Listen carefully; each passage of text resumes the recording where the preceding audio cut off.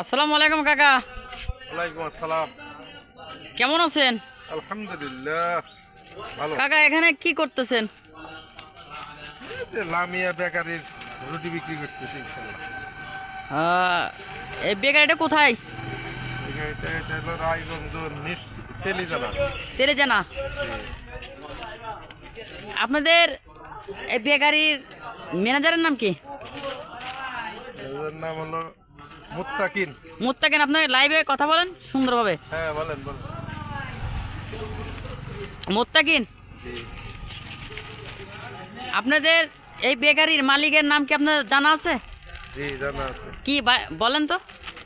মোহাম্মদ আশরাফ। মোহাম্মদ আশরাফ। জি আশরাফ ভাইয়ের কি এই কারখানাটা ভুইয়াগাতি কোন সাইডে? বিয়েগাতির পূবে তেলিজানা। ও, ভুইয়াগাতি পূবের তেলে জানা। এই আশরাফ ভাই এই কারখানা কি কি মাল গুলো তৈরি হয়? এর আইটেম কত প্রকার আইটেম হয়? ওখানে তো মনে নাই, যাই হোক 20-25টা আইটেম আছে। 20-25টা আইটেম আছে। হ্যাঁ, আপনি ওইখানটা নিয়ে বিক্রি করি। বিক্রি করেন কেমনে কেমনে? মানে দোকানে দেন না? প্রত্যেক দোকানে পাইকারি বিক্রি করি ইনশাল্লাহ। ও, পাইকারি বিক্রি করেন। একটা রুটি পাইকারি কত ধরেন আপনারা? পাইকারি দাম ধরি 8 টাকা, আর দোকানদারটা বেচে হলো 10 টাকা। 10 টাকা। আপনাদের সব কিছু কি দেখান যাবো? জি জি দেখা যাবে। দেখান তো দেখি। আপনার গাড়ির ভিতরে কি কি মাল আছে মালগুলো দেখান।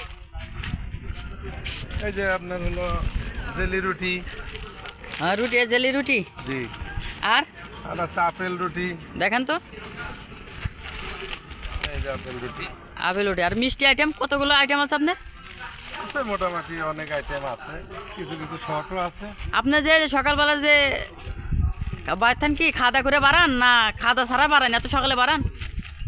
না মাশাআল্লাহ, খাওয়া দাওয়া করেই বাড়াচ্ছি। খাওয়া করেই বাড়ান। জি। কখন চলে যান আপনি যে আপনার কারখানার?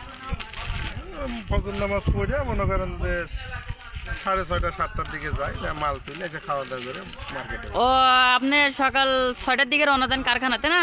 জি 6:30 ও, 7টা। কারখানার মাল নিয়ে এসে বাসা আবার আসেন? জি আচ্ছা, খাওয়া দাওয়া করে আবার কি মাঠে বাড়ান? জি। প্রতি দোকান আপনার কত দূর পর্যন্ত আপনার দোকানে মাল দেন লাগে? এই চান্দাইকোনা, বেটখোর, তারপরে আপনার আরাক রোড আছে, রবিবারে মনে করেন মানে মালতিনগর। আপনার ভুইয়াগাতি থেকে আজকে যে আপনার রোড ভুইয়াগাতি থেকে সরাসরি চান্দাইকোনা হয়ে কত মানে কোন কোন গ্রাম দিয়ে বেরিয়ে চলে যান আবার ভুইয়াগাতি বলেন তো?